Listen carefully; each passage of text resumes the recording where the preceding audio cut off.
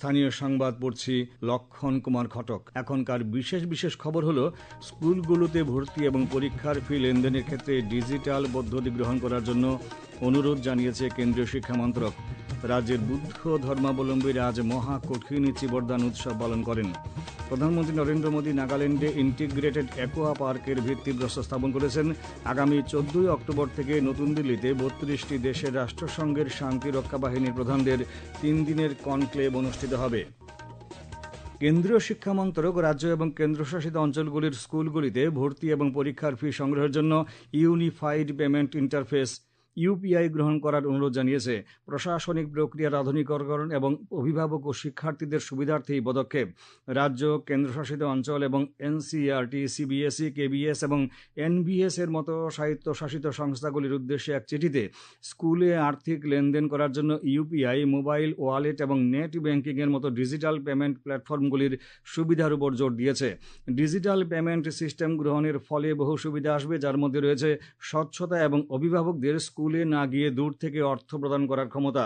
মন্ত্রক বলেছে, নগদের পরিবর্তে ডিজিটাল অর্থ লেনদেন স্কুল প্রশাসনকে আধুনিকীকরণ করবে এবং 2047 সালের মধ্যে এক নাগরিক কেন্দ্রিক ডিজিটাল উন্নত দেশ অর্জনের সরকারের লক্ষ্য স্পর্শ করবে। উপরাষ্ট্রপতি সিপি রাধাকৃষ্ণনের সাথে আজ নতুন দিল্লিতে সৌজন্য সাক্ষাৎ করেন রাজ্যপাল ইন্দ্রসেনা রেড্ডি নাল্লু। রাজভবন থেকে এই সংবাদ জানানো হয়েছে। বিকশিত ভারত বিল্ডাথন 2025-এর আগামীকাল স্পটলাইট পর্ব।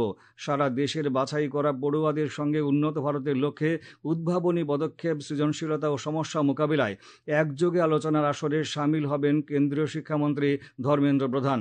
কেন্দ্রীয় শিক্ষামন্ত্রকের বিদ্যালয় শিক্ষা ও সাক্ষরতা বিভাগের পাশাপাশি এই উদ্যোগে সহায়তা করছে নীতি আয়োগের অটল ইনোভেশন মিশন এবং সর্বভারতীয় কারিগরি শিক্ষা পরিষদ।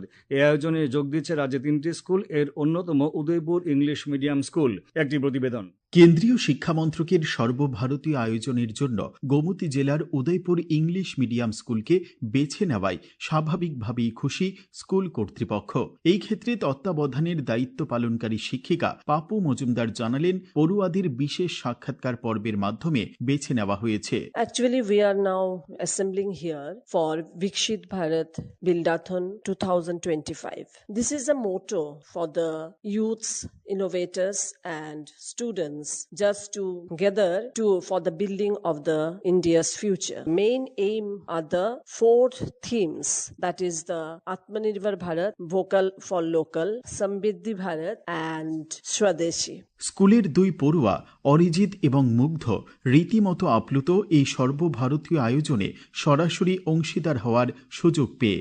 And recently from Gomuti district, I have got a chance to interact with our Honorable Prime Minister, Shri Narendra Damodar Das Modi ji, on the platform Vikshit Bharat Buildathon 2025, based on Vikshit Bharat 2047 through various topics. As we all know, in 2047, India is going to perform its 100 years independence there, and most probably India will on the top on the basis of growth and development. So recently I have got an opportunity on the occasion of a new mission called Buildathon 2025, based on the mission Vikshit Bharat 2047. As you all know that we will complete the milestone of 100 years of our India's independence within 2047. So based on this, we will go to interact with our Honorable Prime Minister Shri Narendra Modi based on few topics like Vocal for Local, Swadeshi, etc. etc. Agartala এবং সাব্রুমের পাশাপাশি উদয়পুরের পড়ুয়ারাও এখন প্রতীক্ষায় কখন আসবে সেই সুযোগ।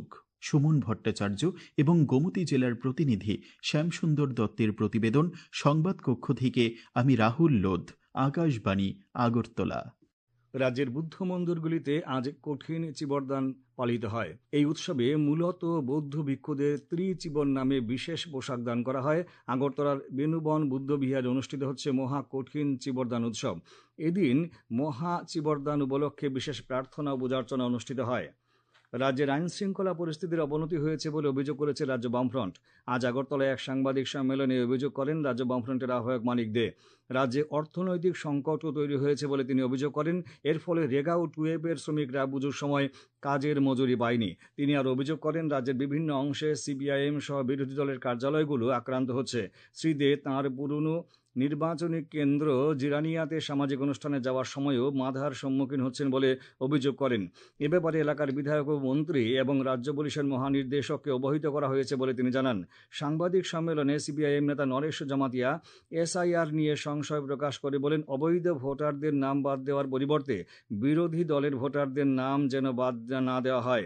সাংবাদিক সম্মেলনে CBI রাজ্য সম্পাদক মিলন বৈদ্য, আরএসপির রাজ্য সম্পাদক দীপক দেব, ফরওয়ার্ড ব্লক নেতা পরেশ সরকার উপস্থিত ছিলেন। কংগ্রেসের অসংগঠিত শ্রমিক সংগঠনের সাধারণ সভা আজ আগরতলার কংগ্রেস ভবনে অনুষ্ঠিত হয়। বৈঠকে রেগা শ্রমিক সহ বিভিন্ন অসংগঠিত ক্ষেত্রের শ্রমিকদের বকেয়া টাকা মিটিয়ে দেওয়ার দাবি নিয়ে আলোচনা হয়। রাজ্যের ভ্রমণ পিপাসুদের জন্য সুখবর, আগরতলা থেকে শিলিগুড়ির বাগডোগরার মধ্যে বিমান পরিষেবা চালু হচ্ছে। আজ আগরতলা বিমানবন্দরের সহকারী জেনারেল ম্যানেজার জেম্পু হাকিব জানান, আগামী 26শে অক্টোবর থেকে আগরতলা বাগডোগরা রুটে বিমান চলাচল শুরু করবে এয়ার ইন্ডিয়া এক্সপ্রেস। প্রতিদিন 180 আসনের IX-2953 বোয়িং বিমান বিকাল 4:30 বাগডোগরা থেকে ছেড়ে আগরতলায় সন্ধ্যে 5:40 পৌঁছবে। এরপরে আগরতলা থেকে বিমানটি IX-2430 হয়ে সন্ধ্যা 6:10 ছেড়ে বাগডোগরায় পৌঁছবে রাত 7:20। বিমানবন্দর সূত্রে জানা গেছে, আগরতলা বাগডোগরা বিমানের টিকিট বুকিংও শুরু হয়েছে। উল্লেখ্য, রাজ্য থেকে প্রতি বছর ভ্রমণ পিপাসুরা দার্জিলিং বেড়াতে যান। তাদের জন্য যাতায়াতের সুবিধা হবে বাগডোগরা বিমান চলাচল শুরু হয়। সাবরুম রেল স্টেশনে লুইস নিকাত বানু নামে এক পাকিস্তানি মহিলাকে আটক করা হয়েছে। পুলিশ সদর দপ্তরের এসপি রাজদীপ দেব জানান, গতকাল রাতে সাবরুম রেল স্টেশনে জিআরপি পুলিশ তাকে আটক করেছে। পুলিশ ওই মহিলাকে জিজ্ঞাসাবাদ করছে। প্রাথমিকভাবে তদন্তকারী অফিসারদের ওই মহিলা জানিয়েছেন, সম্প্রতি নেপালে ছাত্র আন্দোলনের সময় নেপালের জেল থেকে তিনি পালিয়ে ভারতে প্রবেশ করেছিলেন। ঘটনার তদন্ত চলছে বলে শ্রী দেব জানান। পিএম পোষণ যোজনায় ঊনকোটি জেলার 316টি বিদ্যালয়ে প্রথম থেকে অষ্টম শ্রেণীতে পাঠরত ছাত্রছাত্রীদের দুপুরে রান্না করা খাবার দেওয়া হচ্ছে। এতে উপকৃত হচ্ছে 32,237 জন ছাত্রছাত্রী, জানিয়েছেন জেলা শিক্ষা আধিকারিক প্রশান্ত কিরিকদার। তিনি জানান, ছাত্রছাত্রীদের খিচুড়ি, ডিম তরকারি, ডাল, সবজি, পায়েস ইত্যাদি দেওয়া হয়ে থাকে। রান্না করা খাবার তৈরির কাজে জেলায় 885 জন কুক কাম হেল্পার নিয়োজিত রয়েছেন। বীরচন্দ্রমনুতে দুষ্কৃতীদের আক্রমণে নিহত সিপিআইএম কর্মীদের শ্রদ্ধার সঙ্গে আচরণ করা হয়। দক্ষিণ জেলার সাবরুম, বিলোনিয়া ও পতিছড়ির মুরাসিং পাড়ার অস্থায়ী শৈশারকে শ্রদ্ধা জানানো হয়। পতিছড়িতে উপস্থিত ছিলেন বিধায়ক দীপঙ্কর সেন সহ সিপিআইএম-এর অন্যান্য নেতৃবৃন্দ। বিজিবির উদ্যোগে আজ বীরচন্দ্রমনুতে নিহত দুলাল দেবনাথের স্মরণ সভার আয়োজন করা হয়। এই উপলক্ষে আয়োজিত রক্তদান শিবিরে 30 জন স্বেচ্ছায় রক্তদান করেন। স্মরণ সভায় বক্তব্য রাখেন প্রাক্তন সাংসদ রেবতী মোহন ত্রিপুরা, বিজেপির প্রদেশ সহসভাপতি সুবল ভৌমিক প্রমুখ। এ খবর শুনছেন আকাশবাণী আগরতলা কেন্দ্র থেকে। আকাশবাণীর সংবাদের আপডেট পেতে লগ ইন করুন www.newsonair.com এবং নিউজ অন এআইআর অ্যাপ, এবং টুইটার ও ফেসবুক প্ল্যাটফর্মে এআইআর নিউজ অ্যালার্টসে। ইউটিউবে লক্ষ্য করুন নিউজ অন এআইআর অফিসিয়ালে। এছাড়াও আকাশবাণী আগরতলার সংবাদ আপডেট পেতে দেখুন টুইটার বা এক্স হ্যান্ডেলে আকাশবাণী নিউজ আগরতলা, ফেসবুকে এআইআর নিউজ আগরতলা এবং ইউটিউবে আকাশবাণী নিউজ আগরতলা। প্রধানমন্ত্রী নরেন্দ্র মোদী ভার্চুয়ালি প্রধানমন্ত্রী মৎস্য সম্পদ যোজনার অধীনে নাগাল্যান্ডের মুককচং জেলার তোজু ডিকংয়ে ইন্টিগ্রেটেড অ্যাকোয়া পার্কের ভিত্তিপ্রস্তর স্থাপন করেছেন।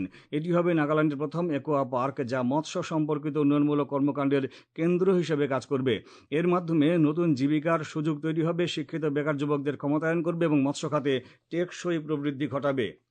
ভারতীয় সেনাবাহিনী জাতিসংঘের শান্তিরক্ষা বাহিনীতে অংশগ্রহণকারী দেশগুলোর সামরিক প্রধানদের কনক্লেভের আয়োজন করবে। আগামী 14 অক্টোবর থেকে 3 দিনের কনক্লেভ নতুন দিল্লিতে অনুষ্ঠিত হবে। কনক্লেভে জাতিসংঘ শান্তিরক্ষা কার্যক্রমে গুরুত্বপূর্ণ ভূমিকা পালনকারী 32টি দেশের উচ্চপদস্থ সামরিক নেতৃত্ব অংশ নেবে। প্রতিনিধিরা আগামীকাল নতুন দিল্লিতে পৌঁছবে বলে আশা করা হচ্ছে। প্রতিরক্ষা মন্ত্রক জানিয়েছে, জাতিসংঘের শান্তিরক্ষা মিশনে সবচেয়ে বড় অবদানকারী হিসেবে ভারত চ্যালেঞ্জ, হুমকি, সর্বোত্তম অনুশীলন ভাগ করে নেওয়া এবং ভবিষ্যতের শান্তিরক্ষায় বোঝাপড়ার বিষয়ে আলোচনার জন্য এই উচ্চ স্তরের ফোরামের আয়োজন করছে। প্রধানমন্ত্রী তথা বর্ষিয়ান বিজেপি নেতা নরেন্দ্র মোদী আগামী 15 অক্টোবর বিহারের বুথ স্তরের দলীয় কর্মীদের সাথে মত বিনিময় করবেন।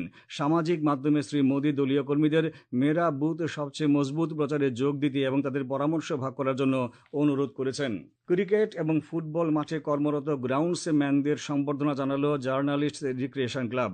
সংগঠনের 6ষ্ঠ প্রতিষ্ঠা দিবস উদযাপন উপলক্ষে আজ আগরতলা প্রেস ক্লাবে আয়োজিত অনুষ্ঠানে 45 জনকে সংবর্ধনা দেওয়া হয়।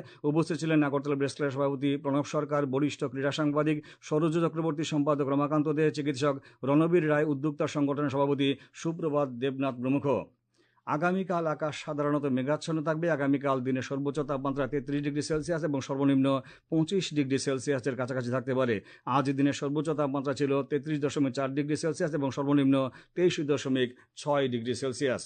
শেষ করার আগে বিশেষ খবরগুলো আরেকবার পড়ছি। স্কুলগুলোতে ভর্তি এবং পরীক্ষার ফি লেনদেনের ক্ষেত্রে ডিজিটাল পদ্ধতি গ্রহণ করার জন্য অনুরোধ জানিয়েছে কেন্দ্রীয় শিক্ষা মন্ত্রক। রাজ্যের বুদ্ধ ধর্মাবলম্বীরা আজ মহা কঠিন চিবরদান উৎসব পালন করেন। প্রধানমন্ত্রী নরেন্দ্র মোদী নাগাল্যান্ডে ইন্টিগ্রেটেড অ্যাকোয়া পার্কের ভিত্তিপ্রস্তর স্থাপন করেছেন। আগামী 14 অক্টোবর থেকে নতুন দিল্লিতে 32টি দেশের রাষ্ট্রসংঘের শান্তিরক্ষা বাহিনী প্রধানদের 3 দিনের কনক্লেভ অনুষ্ঠিত হবে। স্থানীয় সংবাদ আজকের মতো এখানে শেষ হলো।